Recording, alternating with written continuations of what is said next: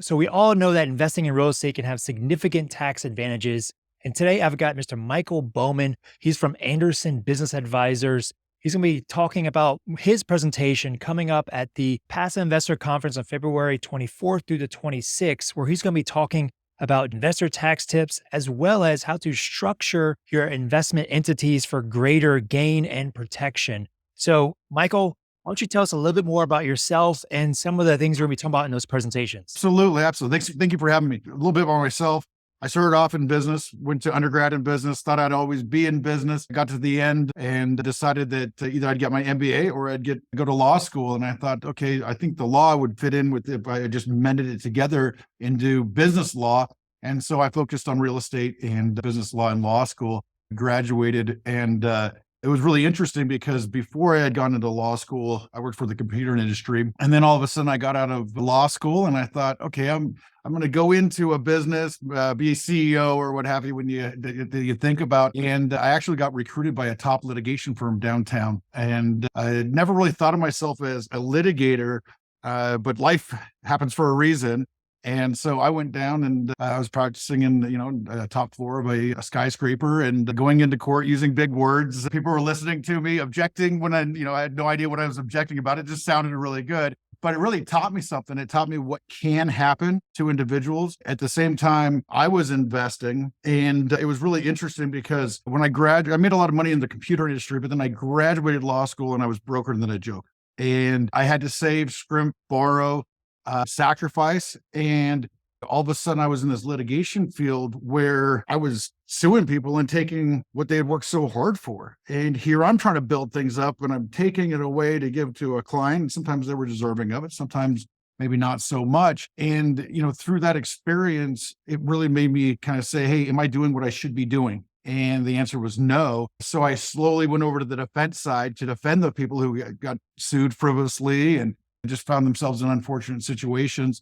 And then I joined up with my partners, Toby Mathis and Clint Coons. And when we approached the subject, they felt that my litigation experience, my business experience would really fit into Anderson and the way they approach things. And gosh, that was over 20 years ago. And it's been fantastic ever since. I like to kind of joke around that when I joined Anderson, I feel like I retired because all of a sudden I'm working with like-minded individuals. I'm a stock investor. I'm a real estate investor. I do multifamily syndications, single family rentals, and I get to work with everybody else that's doing the same thing. And I also feel like we've paid our dues by sacrificing, taking a risk, investing. What's been really cool over the last 20 years is that not only are we working with the original clients, but now we're working with their children who are also investors. So So that's not only are you guys the business professionals, the attorneys, the tax advisors and all that, but you're actually investors yourselves. So you understand from real world, like you actually go through this stuff and you apply all these practices. And so, I mean, who better, right? To be advising on this stuff. That is something that's made us very successful is because we've made those mistakes in the past. We've worked with a lot of clients who've made mistakes and we take that knowledge and that experience and we evolve with, the strategies we taught 20 years ago are not the same strategies that we're teaching now. And we evolve with what we've seen in the courts. We evolve with what we see with the changes in the tax code, things like that. But yeah, it affects us too. We like to work with clients that we can synergize with and come together. So, They're very well, you got two presentations at the conference. Why don't you give us a little bit of kind of like what to expect and really get us prepared for what to expect?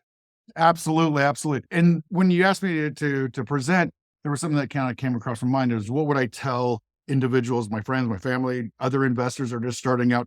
And that would be to get structured first. Because in over the 20 years, I can't tell you how many times someone's come up to me and actually said, hey, I wish I would have met Anderson sooner. I've overpaid my taxes and I've gotten sued and had to start all over again.